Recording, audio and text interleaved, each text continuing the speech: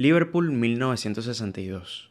Cuatro jóvenes del norte de Inglaterra tocaban noche tras noche en bares, clubes y sótanos. John, Paul, George y Pete Best en la batería, porque sí, Ringo no fue uno de los fundadores, eran ruidosos, algo desordenados, pero tenían algo. Nadie sabía exactamente qué era lo que tenían, pero bueno, algo había ahí. Ya se llamaban los Beatles, pero no eran bienvenidos en las oficinas de las discográficas. Fueron rechazados una y otra vez. Su sonido no es profesional, el rock está muriendo, las guitarras eléctricas están pasadas de moda. Eso era lo que decían. Pero Brian Epstein, su manager, pensaba diferente. No tenía absolutamente nada de experiencia en la industria musical. Él solo era un empresario que se consiguió a cuatro jóvenes que le gustaron y como tenía contactos pensó que podía llegar a algo. Tenía una fe ciega y siguió tocando puertas, hasta que un día ocurrió algo.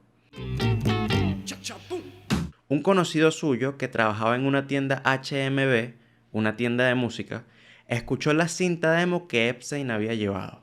Le pareció cruda, pero con algo especial.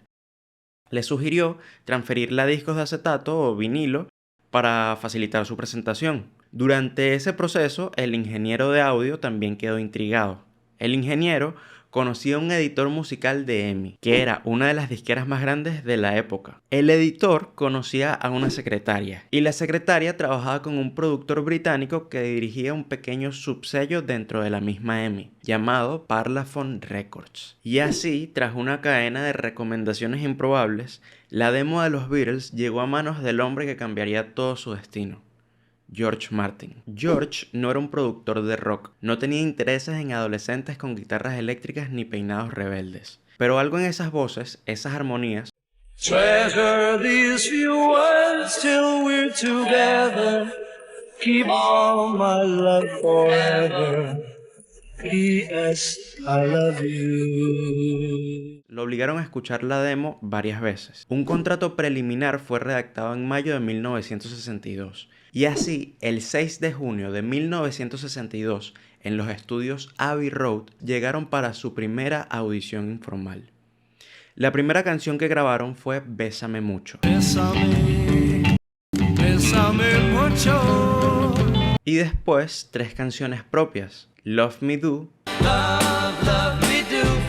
You know I love you. Ask Me Why y P.S. I Love You. Nada demasiado pulido, nada que anticipara una revolución. Y sin embargo, algo ocurrió en esa sala. El productor no quedó del todo convencido con las canciones, pero sí con ellos. Había algo en su presencia, en su energía, en su actitud. Cuando Martin les preguntó a los Beatles, después de tanto trabajo, si había algo que no les gustase, George Harrison respondió sí. Tu corbata. Y así, con esa broma, se rompió el hielo. Fue esa espontaneidad, ese humor lo que lo convencieron. Y ese día, sin saberlo, John, Paul y George conocieron al Beatle para mí más infravalorado, Sir George Henry Martin.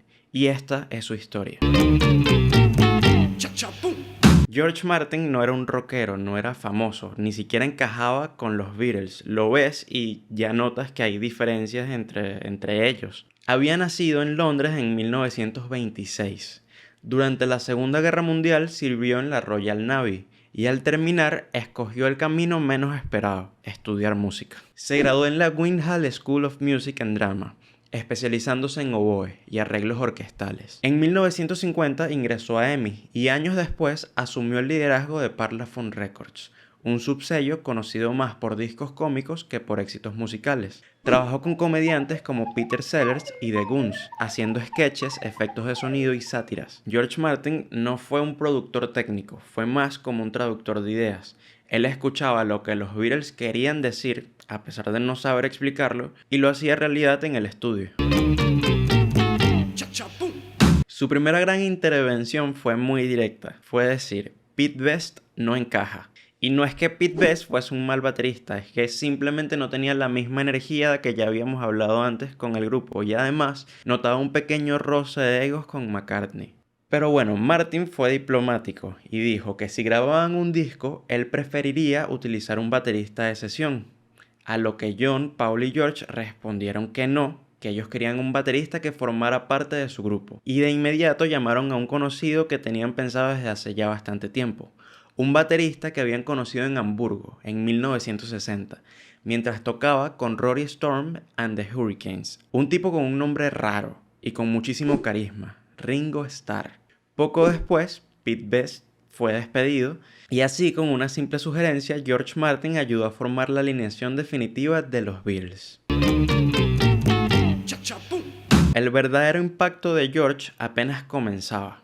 A partir de ese primer encuentro, su rol no fue un simple productor, fue un arquitecto sonoro que ayudó a moldear, pulir y empujar los límites de lo que una banda pop podía ser. Fue él quien, escuchando una simple balada acústica de McCartney, propuso añadir un cuarteto de cuerdas. Así nació Yesterday, una de mis canciones favoritas y la canción más versionada de la historia de la música. Fue él quien tomó la historia triste de Eleanor Rigby, la vistió con un arreglo de cuerdas tenso, seco, casi cinematográfico, inspirado en las bandas sonoras de Alfred Hitchcock. Fue él el que hizo posible algo que en 1966 parecía imposible. Unió dos tomas distintas de Strawberry Fields Forever, una lenta y otra rápida, grabadas en tonos diferentes. Manipuló las cintas, ajustó el tiempo, cambió la afinación y logró crear una canción nueva, creando un nuevo sonido psicodélico que estaba perfectamente cohesionado con la época. Y cuando Lennon dijo que quería que A Day in the Life sonara como el universo explotando, George Martin lo entendió. Llamó a una orquesta sinfónica de más de 40 músicos y les pidió que partieran de una nota grave y subieran caóticamente hasta el clímax. Y luego repitió este proceso varias veces, superponiendo las tomas. El resultado es uno de los momentos más épicos de la historia de la música.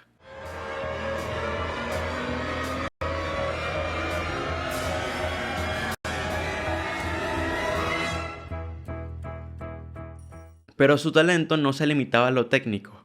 George Martin fue la voz de la razón cuando la banda comenzaba a perderse entre su propio ego, en sus peleas, incluso en el consumo de drogas. Él era el adulto del salón. Mientras que estaba traduciendo las canciones, al mismo tiempo era un mentor. Mientras los Beatles se reinventaban disco tras disco, Martin era el que ofrecía ese terreno seguro para que ellos pudiesen experimentar. Les abría las puertas del estudio, pero también les enseñaba cómo utilizar cada herramienta. Fue él quien convirtió un simple estudio de grabación en un laboratorio de innovación musical, en lo más grande de la historia musical, Abbey Road. Y no solo los acompañó en los cambios, los hizo posibles. Pocas bandas en la historia de la música han tenido el privilegio de contar con un productor que además fuese compositor con oído musical académico, un arreglista con visión cinematográfica, un ingeniero con visión experimental y, para mí, lo más importante, un amigo. George Martin fue todo eso. Y lo más sorprendente es que nunca buscó protagonismo, pero estaba detrás de casi cada gran decisión creativa que convirtió a los Beatles en leyendas. Sin gritar, sin brillar, simplemente haciendo magia desde el fondo del estudio. Muchos llamaron a George Martin el quinto Beatle, pero para mí fue muchísimo más que eso. Él fue el creador, el que le dio vida, el que formó a la banda más icónica, yo creo que de la historia de la música, o al menos del siglo XX. George Martin convirtió canciones que eran buenas en himnos universales, le dio forma al caos, traducía lo imposible. Y sin él, los Beatles tal vez solo habrían llegado a ser una banda más. Gracias a él hicieron historia.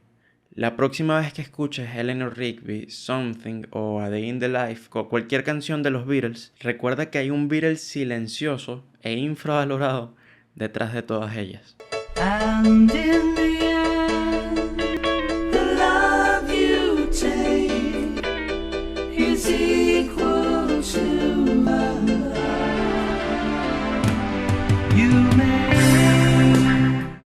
George Martin vivió lo suficiente para ver cómo su obra trascendía generaciones. Fue nombrado Sir George Martin por la reina, recibió premios, homenajes, pero siempre con perfil bajo.